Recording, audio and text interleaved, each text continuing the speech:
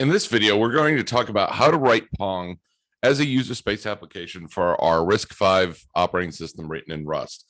At first, I wrote this in C++, and then I'm like, wait a minute, we're doing all this in Rust. So Rust has a little bit of complications whenever it comes to adding user space applications. Now, if we look at Rust, Rust actually has a RISC-V 64GC. So the GC is just the standard extensions. The C stands for compressed instructions.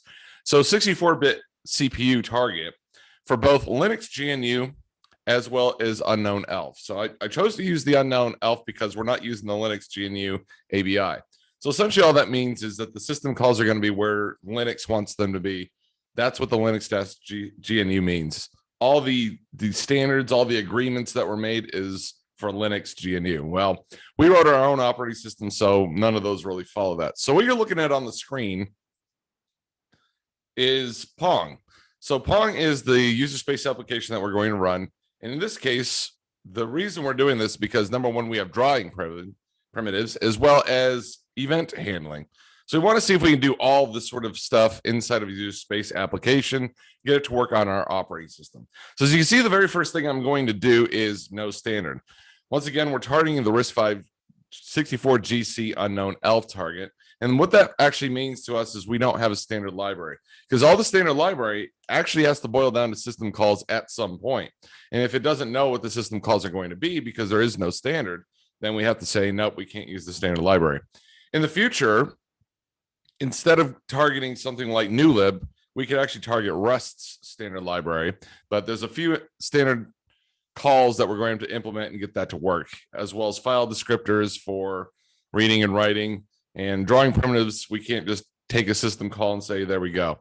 So one of the things about Rust is we have two different targets. We have a nightly as well as a stable. Unfortunately, if we ever use this line 2 right here, which is feature, we're not allowed to use the stable version. We have to use the nightly version. So I'm using nightly, whatever the most recent is at the time of this recording.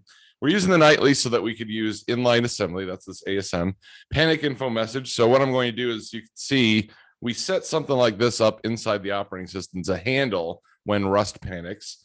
Language items, you'll see what we do with that. Start, so that we can actually give this a starting feature, as well as global assembly so that we can import our assembly. So one of the things I wanted to do with this one is make sure that there were no external tools that we had to do. No make files, no nothing like that. We could just do a cargo build or cargo run, and it's going to run everything that we wanted here. So if you don't remember, this sort of information that I'm showing you right here, where we have EH personality, the macro rules for the print line, those all came from the operating system themselves. Once again, this is a user space application that we're actually going to load into memory inside of our operating system and then run it. However, we don't have system calls. We don't have a way to write to the screen. So that's what these print lines are going to do. And all it is a system call to put char. So if you remember, we actually took a system call and created what's called put char. So inside of main, you can see there's a lot of setup. And then what we do is we do this global assembly, which gives us our start target. So as many of you already know through some blog posts that I've made, main is not really our target. Now in ELF, we can call the target whatever we want. However, underscore start, which is this label right here, is what it's expecting to be. Let me make this a little bit bigger. There we go. So what's going to happen is the ELF, executable and linkable format. Remember, we wrote an ELF reader for this so that we could read these different types of files. In this case, what's going to happen is the underscore start is the actual entry point address. So our operating system is going to load the entire file into memory and then set the program counter, the PC register, down to whatever this label underscore start is pointing to. And that actually gets stored inside the executable. We set up the global pointer so that all of our globals, our literals, things like that can actually be targeted using the GP register. And that's what Rust is going to do. Rust is going to use the GP register. Now, I've never really had a problem with Rust without doing the global pointer, but I have in C and C++. So if it ever happens to make do of the global pointer, it needs to be set up right. This is a linker label. And inside the linker, even in Rust, this underscore global underscore pointer with the $sign is a special symbol that says this is where you should put the global pointer section. So there we go. We put it in there. So call main. Main is going to jump us into main.rs over here, which is this portion right here. Now, I'm not familiar with when this got standardized, But whenever we do this start, so if I leave that start off, it tells me that you need to have a start. That never used to be the problem. In fact, whenever we run the operating system, things like that, we don't really care. But in this case, it told me that I needed to start language item as well as a main that looks sort of like a C++ main. As you can see, the first argument is argc, argument count. Second one is the argument vector, and then it returns an I size. So, well, whatever. So we just start that. So this is essentially going to be our starting point. Our starting point inside of assembly sets up the registers so that argc is 0, argv is 0, as well as the global pointers all set up. Then we get inside of the game loop here. So in the game loop, what we're going to do is grab the frame buffer so that we have something to draw on. Remember what that's going to do is it's going to allocate memory inside the operating system for our frame buffer. Now the frame buffer that I've got is 6. Remember what we do there? I know it's been a while, but all the virt.io devices have 1000 in hex, like 1000, 6000, 1000, 8000, something like that. And so what I'm doing is 0x1000, 6000. So if you remember back to the drawing blog post, 1000, 6000 where virt.io actually placed our frame buffer whenever we did it. So that 6 right there is going to be whichever target we want right here. So if it was number 8, we put 8 in there. So that would target the MMIO memory address 1000, 8000. But whatever we put in there, it just gets shifted left 12 places, and then it becomes that number. So we've got our frame buffer. We are going to wrap it into a Rust object so that we can actually use it as a structure. We can call members of it. It's mutable so that we can actually draw on top of it. We have a background color that's going to do pixels. So the red channel, green channel, blue channel. Well, that's not working. There we go. So a pixel basically has a red channel, green channel, blue channel. In this case, we're going to have more blue, a little bit of green, and a tiny bit of red. You see, it just gives us like a darkish bluish color, something like that, almost purple. The event list. So once again, we're handling 2 different things in this post is number 1, how to actually draw to the frame buffer. Number 2, how to interact with that. So we're going to interact with the event list. Remember, we changed our system calls so that we actually download an entire array of events that happens. So we actually have to set that up as an event list right here. So this is a Rust array that contains the maximum number of events, and that's a constant up here that I set to 25. So it's not that the events go away. It's just that our operating system will only give us 25 events at a time. Every single time we call the system call, say if there's 50, we're going to have to make 2 system calls, and we'll grab 25 for each, and so on and so forth. Then we have a player color, NPC color, and a ball color. And what I'm going to do is I created a Rust structure called Pong. That's going to hold all of our game data. It's going to hold where the player is. It's going to hold where the ball is. It's going to hold all their colors, things like that. And it's also going to hold the direction of the ball. So our game loop looks something like this. It's just a loop that first gets events. It toggles those events and actually looks at those codes. So one of the things about these events is, if you remember, virt.io actually uses the input event codes, which is libevdev, which came from Linux. So I sort of have to recreate all of those from that header file. So little Python script sort of turned it into Rust for us. But event, essentially, this structure right here is contained as a virt.io. So it has to be rep/c. Otherwise, remember, Rust is allowed to reorganize our structure as it sees fit. However, we want this to be exactly 16 bits for the event type, 16 bits for the code, and 32 bits for the value. So we have to make sure that we represent it as C so that Rust doesn't take liberties with it. From there, you can see if I press the code Q, it's going to break the game loop. So Rust has this handy little thing because we actually have a nested loop here.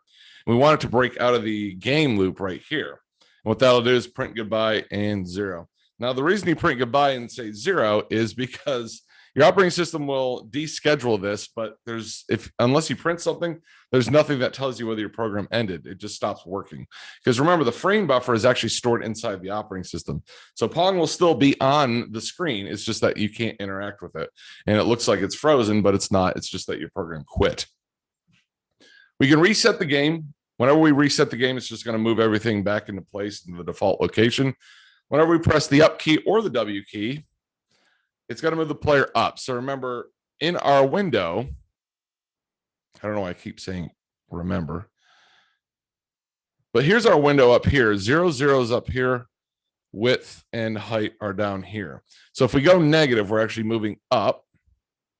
And if we go positive, we're going down. Okay. Also going right, that's positive, and going left is negative. So that's what we're going to look at for the ball, because we're going to have to move the ball left and right. So it's going to have a negative vector for its direction, or a positive vector if the direction is going right. So those are essentially the primitives that we're going to do. 0, 0 is up here. Remember, sorry, we're going to use 640 by 480. So the width is going to be 640. The height's going to be 480. Now that's hard coded inside of our operating system, so there's nothing we could change there. In the future, we'd do something like a IO control and say, here's the frame buffer size that I want. If it's able to do it, it would give you that frame buffer size. Otherwise, be like, okay, I can't do that and return error code. But for now, we have 640 by 480. That's hard coded inside of our frame buffer right here. And if you look at our drawing primitives over here, I create a frame buffer and I hard code 640 by 480 inside of there. So the frame buffer essentially just wraps the pixel buffer. So the pixel buffer is just an array of pixels. One pixel is a red channel, a green channel, blue channel. So 3 bytes RGB, each one a U8, which you can see right here. I'm sorry, that's right. We also have the alpha channel. So we have the alpha channel inside of here. So it's 4 bytes each, which means we don't have alignment issues anyway. So 4 bytes each per pixel, RGBA. Usually it's just RGB, but in this case, we added the alpha channel. Doesn't do anything. We're just going to keep the alpha channel at 255 for what we've got here, because we have drawing primitives. At some point, we could actually do blending, things like that, but we're going to have to do that ourselves by looking out the alpha channel, doing something like linear interpolation, which is called LERP down here. So as you can see, we've got all these primitives that I've written in here, this fill rect. So that's to fill a rectangle, you pass it a rectangle reference and a color reference. And essentially what it's going to do is it's going to go to each pixel that falls within that rectangle and color it the way we want it to. So like clearing the screen, things like that. Clearing the screen is just filling a rectangle that's the size of the screen. So remember, all we're doing is changing zeros and ones inside of the pixel buffer. And so we have to think of it that way instead of clear, move, that sort of stuff. So we're in charge of drawing all this. So we had to actually make the drawing primitives. So just to review, what we've done is we had to create the starting primitives here so that we can actually get into user space using Rust. So a lot of this looks very familiar. The only thing that I don't really like, that I'm trying to figure out how to do this in pure Rust, is this global ASM. So I'm trying to do this in pure Rust right now. I can't figure out a way to do it. So unfortunately, I had to import this assembly code. But luckily, it makes it so that I still don't have to use any kind of GCC or G++ or a Unity assembler. I just use cargo, and Rust takes the language of Rust as well as assembly, links it for me, and gives me an executable. So in this game, once again, what we're going to do is we have what's called advanced frame down here. We're going to just use a timer.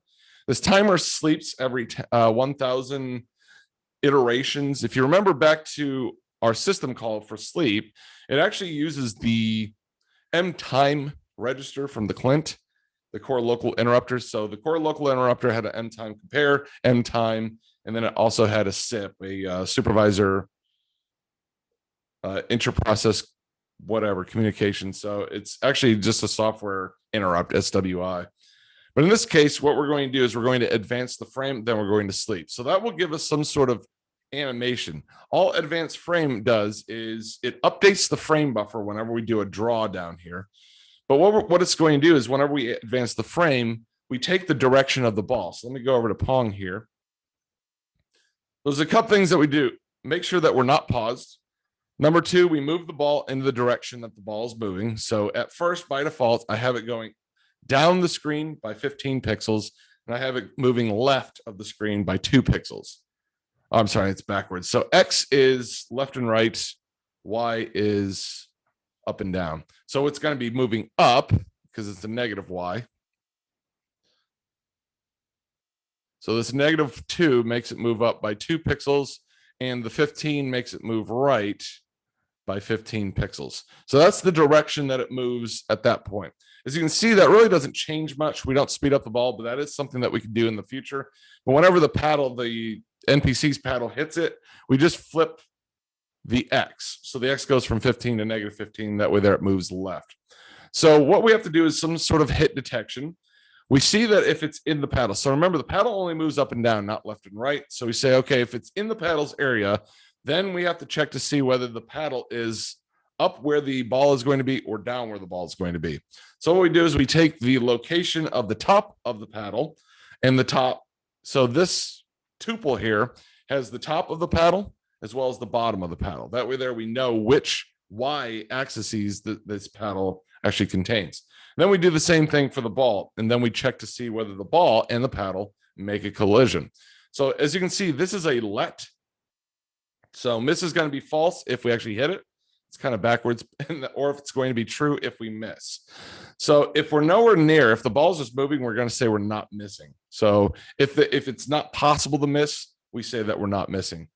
If we do miss, we reset the ball in the middle, and you'll see that in the video or in the animated GIF. In there we have, or GIF, whatever you want to say, in there we have the ball that just moves to the middle and then pauses the game. That's how you lose. So we don't keep score or anything like that yet.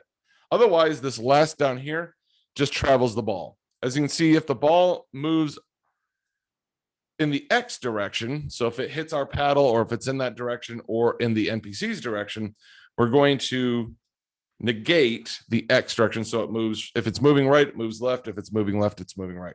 Same thing for a Y. So remember, you can only have the paddle go off the table if it's on the X direction. So we actually have it loop, or we actually have it bounce if it's in the Y direction. And that's essentially what this is doing. So this new location right here is the NPC's paddle. So as you can see, because I'm coding it like this, the NPC cannot miss. And it will always be in the middle of the NPC's paddle. That's what this is doing right here. So one of the things that we need to make sure is that this fill rect right here will not check the bounds of the memory pointer that you give it. So you always have to make sure that you're not writing to a pixel that you don't own. Otherwise, you'll page fault and your process will be killed. So that's Pong in a nutshell. It's a very simple game, graphical game, that sort of stuff. But the whole reason we're doing this is, number one, to see if our ELF loader actually loads complex programs. Because remember, we have 4 different sections in our ELF. We actually have a lot more debugging symbols and that sort of stuff that we can add. So whenever I compile this and get an executable, I actually have a 6 megabyte executable. So it was a good test to see if my ELF loader worked. So it loads the 6 megabytes into memory, into process memory. It sets the program counter to my _start, which is written in assembly, and that happens to get us over here into main, which starts all this information. So that is Pong in a nutshell using our operating system. Thanks for watching.